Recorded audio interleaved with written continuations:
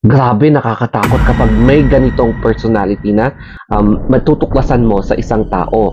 So, ito yung tinatawag nilang a wolf inside a sheep's clothing na pinaniniwalaan daw nilang isa sa mga posibleng dahilan ng paghihiwalayan ni Bea Alonzo at Dominic Roque.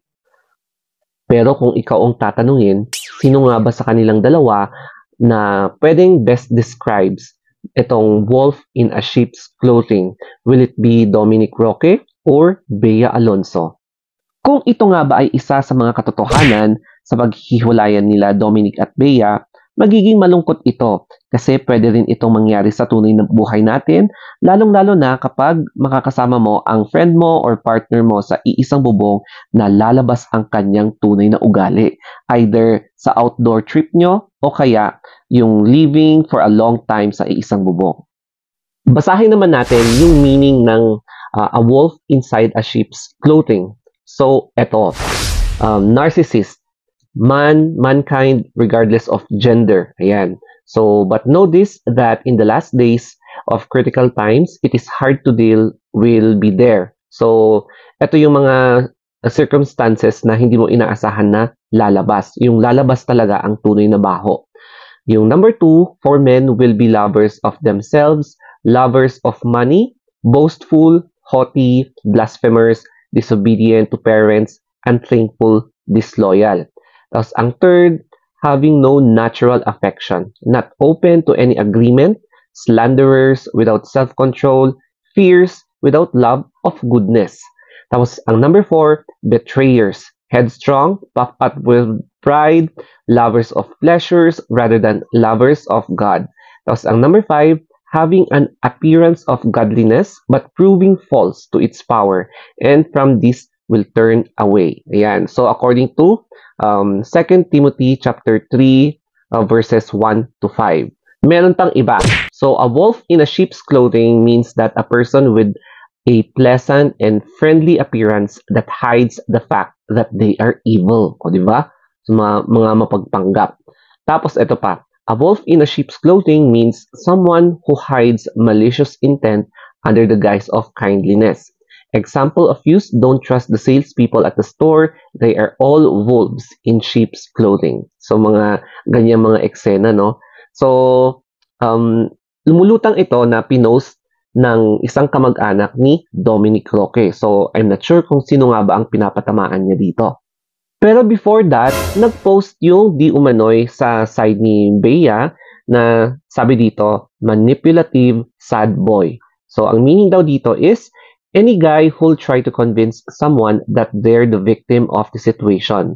They'll make you believe that you're in the wrong and that you are the one who should be feeling guilty. Toying with your mind, they're seriously just bad news. So, yan yung unang lumutang. I think ito yata yung pinost ng isa sa mga manager, mga ganyan. But basta sa side ni Bea Alonzo itong post na to.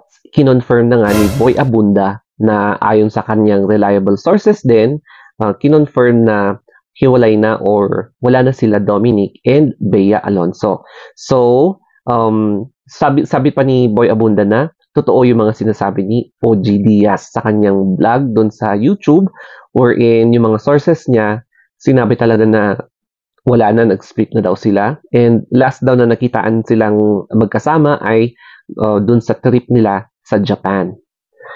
Meron akong relatable experience tungkol dito sa A Wolf in a Sheep's Clothing na meron akong recently na ikinasal na friend. But then, siguro, ex-friend na ngayon. Na, kumbaga, mabait siya talaga. Mabait naman siya. Friendly naman siya, approachable. Kaya lang, nung time na ikinasal siya, nagulat kami. Hindi kami na-inform na ikinasal na pala siya. And hindi niya kami in-invite. Tapos, may revelation sa mga friends namin, common friends, kung bakit kami hindi na-invite. Tapos, ang reaction lang niya is, gumaganon-ganon siya. So, nagtataka sila kasi after all na pinagsamahan namin, parang bigla kaming na-dispatch siya and wala naman kaming ginagawang masama. So, bakit siya relatable? It's because yung personality nga niya na, alam mo yun, kapag moody siya wala. Kapag natsambahan mo na yung mood niya is medyo medyo hindi okay, magkakaroon ka ng pagka-letse-letseng moment with this person. Alam mo yon, ikaw yung magre-receive ng toxicity niya, negativity. Pero kapag good mood naman siya, it's okay. Tapos, we believe na wala talaga kaming nagawang kasalanan sa kanya, kung bakit kami na-dispatch siya. Hindi naman kami bitter, hindi naman kami na-offend. Pero, despite all of yung treatment niya sa amin, we are still happy for this person's marriage. And then, nalaman namin, very dominant pala siya, no? Talagang hindi maiaalis sa kanya yung pagka-dominance. Friendly outside, pero pag nakasama mo, mararamdaman mo talaga yung bagsik ng kanyang strong personality. Ayun.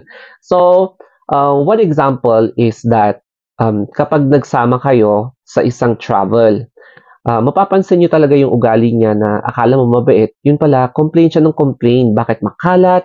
Tapos kapag may decisions na pupuntahan yung place, tapos hindi nag-agree sa kanyang favor, nagdadabog siya, mga ganon, nagdadabog, ish, mga ganon siya. So, nagugulat kami, ganito pala ang ugali niya kapag magkasama kayo sa iisang bubong, no? Ganon. Kaya, uh, sa mga next na outing trips namin, hindi siya sinasama. Yon. And then, yung mga past relationships niya is that malakas talaga yung personality niya, no? Laging siya yung nagagalit and alam mo yun, yung partner niya is parang nakaano, parang hawak sa leeg, mga ganun yung eksena. And recently, basta hindi may iwasan talaga yung nagagalit siya or very irritable. And yung kanyang background naman, alpha talaga siya. Siya yung nagmamanage ng kanilang family business. Car driver siya. Ayan. So, talagang makikita mo talaga yung pagka-alpha sa kanyang personality, background, lahat-lahat. Kaya, relate na relate ako sa situation na pagpaparinig ng ganitong eksena na wolf behind sheep's clothing. Marami pa rin ang umaasa na sana magkabalikan sila kasi ongoing pa rin ang siguro pag-uusap ni na Dominic Roque or yung initiative niya na para suyuin si Bea Alonso, no?